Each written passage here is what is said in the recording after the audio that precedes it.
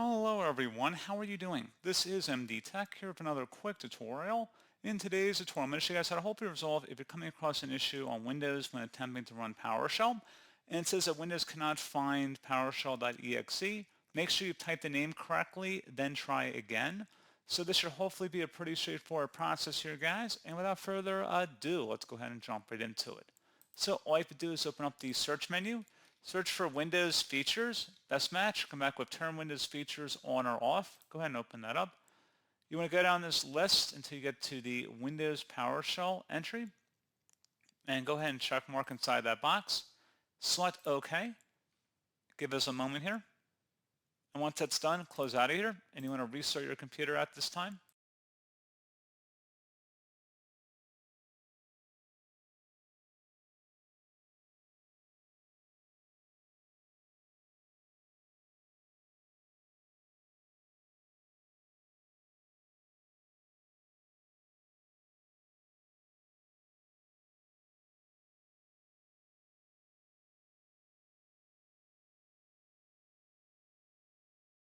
And there you go. That should be about it. So, as always, thank you guys for watching this brief tutorial. I do hope I was able to help you out, and I do look forward to catching you all in the next tutorial. Goodbye.